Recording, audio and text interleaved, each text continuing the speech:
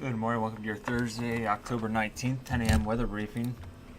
Across the region yesterday, we had slightly warmer temperatures with temperatures rising up into the upper 60s to the lower 70s. 71 degrees was the warmest temperature at Dover, Washington, D.C., and Baltimore. Here at Wallops, we got up to a high of 68 degrees, which is fairly seasonable for this time of year.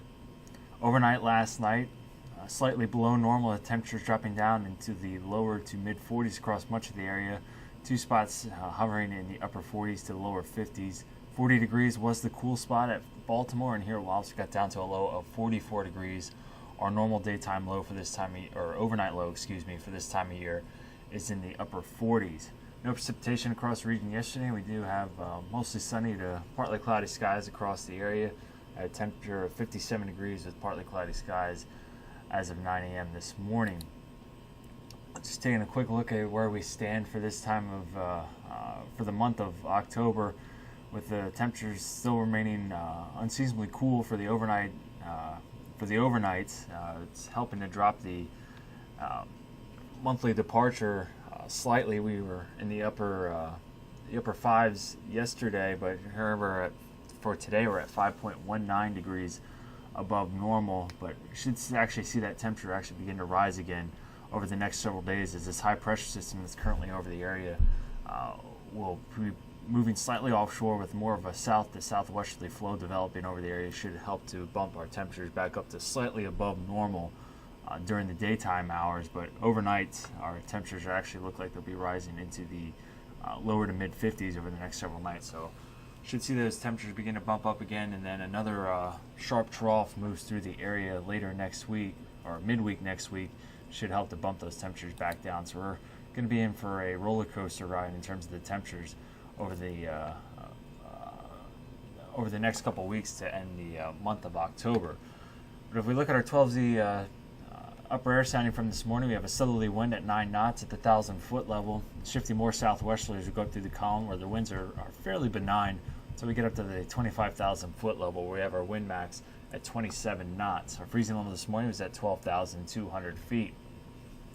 Surface analysis still depicting a high pressure system influencing our weather pattern, and that'll be the case for the next several days, as we'll be having tranquil and pleasant conditions. This high pressure system is going to be fluctuating in terms of its position, but still going to be influencing our weather pattern with temperatures again slightly above normal, it looks like, with temperatures rising for the daytime at least into the lower to mid 70s over the next couple days.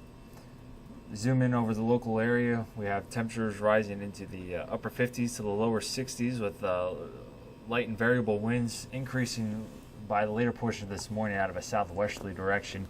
However, it will be light, expecting winds pretty much out of the southwest at about 5 to 10 knots predominantly throughout the remainder of the day. High pressure will be in control of our weather pattern for the next several days, and again, pleasant conditions throughout the end of this work week and into the weekend. We'll have a cold front that'll be passing to our north overnight tonight, but really no effects in terms of our local area, just a slight increase in our upper level cloudiness. But overall, high pressure is still going to be remaining in control, as it's a fairly strong one at 10, ranging from the 1026 to 1030 millibars across the mid-Atlantic region, and that will pretty much remain over the area through the end of the work week. And then Saturday, it looks like it'll actually push a little bit more offshore, and winds shifting more southwestern, increasing slightly, so we should see our temperatures actually rise into the mid-70s by Saturday and continue into Sunday as well. So as we look at the next 24 hours, again, we're going to be green across the board in terms of our hazards. So pleasant conditions. We'll have light southwesterly winds and temperatures rising into the lower 70s. We'll expect to max out at around a high of 72 degrees today under mostly sunny skies. Mostly clear skies continuing during the overnight hours, with temperatures in the lower 50s. Should have an overnight low of around 53 degrees, which is slightly above normal again for this time of year. Our overnight lows are generally in the upper 40s to around 50 degrees. For a day on Friday with high pressure still overhead, we'll have sunny and unseasonably warm conditions at a high of 76 degrees, mostly clear and seasonable Friday night with a low of 50 degrees, and then Saturday mostly sunny and pleasant with a high of 75 degrees.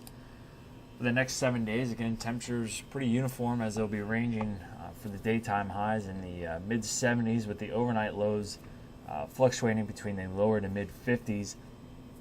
Then on Monday, we'll have a cold front that'll be approaching the region along with its associated deep upper level trough.